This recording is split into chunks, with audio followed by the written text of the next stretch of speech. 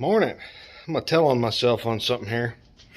If you've watched some of my shorts, you know that I worked on my boy's gun case. He's just for his air rifles. He's little. He's in 4-H. So I laid down a coat of this almond color, Rust-Oleum. I never ever have problems with Rust-Oleum paint, really. I laid it down. I let it dry, good and dry over the weekend, good and hard dry. Tape's peeled off, whole 9 yards. This morning I go in and I lay down what I'm gonna do before I put his name on it, kind of thing. I still got to go through it and do some outlining, a little cleanup. My tape, textured plastic, pain in the butt. Well, this morning I laid her out and I sprayed this satin brown on top of the gloss almond. I thought that would look really cool, and I'm gonna show it to you here in a minute because apparently they didn't like each other. The matte or satin brown leather Rust-Oleum over the gloss almond. It's not a crinkle paint that I used. It's a regular paint. Regular old, like a satin leather brown over the gloss almond. Now I'm gonna let it dry because we're gonna pretend like it's supposed to be like that. I don't figure anybody else have one quite like it. But and we're gonna pull the paint off of it, or tape off of it here in a minute. But it was not supposed to be like that. I always use one piece of tape to hold the paper and one piece of tape to do the masking. You can see the gloss almond laid down pretty slick.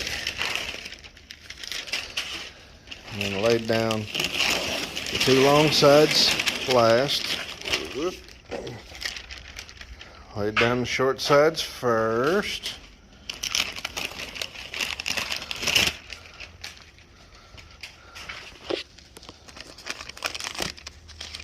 Nope, I'm gonna separate. Okay, like that.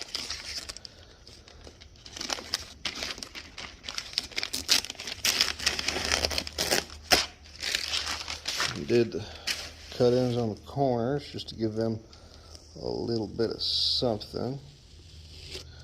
And I actually went through the trouble to, this is that frog tape, and I went through the trouble to iron that out, but as you can see, it bled just a little bit in there.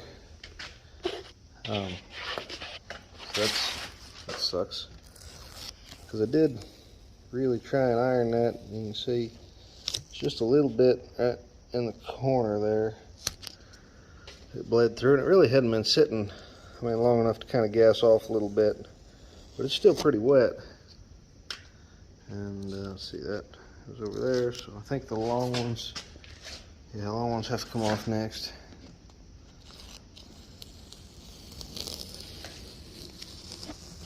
Switch camera hands here. You can see that line actually didn't do too awful bad, except in them corners. And I really pushed on that, and it did not seem to care. Switch hands again here. Again, we're kind of pulling the tape back on itself, so it has a tendency, oh, I see it missed a spot right there. It has a tendency to try and break the paint and not pull it, not lift it. As you can see where it didn't iron down good enough. Now a lot of this is because what I ironed it onto this time is here is a lot smoother surface than that.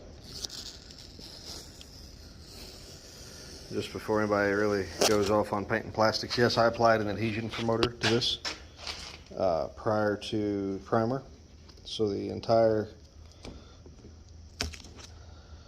area that was masked off had an adhesion promoter pulled to it.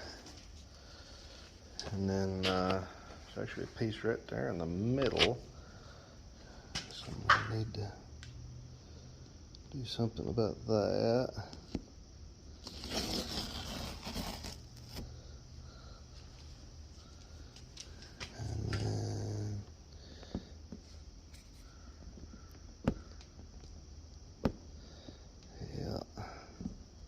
Boy, that's fun. It looks like what actually happened is that it was cold enough out here that, see, the moisture starting to pop back through, and the texture, how it changed, that even though it looked dry and it felt dry, as I anyways, what looked like happened here is, I'm guessing that as the wood stove, which is behind me, got going this morning, that it released a little bit of moisture from this paint that was already on there, that gloss almond, and that probably, in most cases here, something that looked good was not. It probably wasn't near as set up as it was advertising itself to be. You see, it doesn't look awful. I'm going to go around with like a contrasting color of some sort and clean up most of that with just a line of paint. But yeah. Alright, well, I guess we'll get this warm and pretend like we did it on purpose.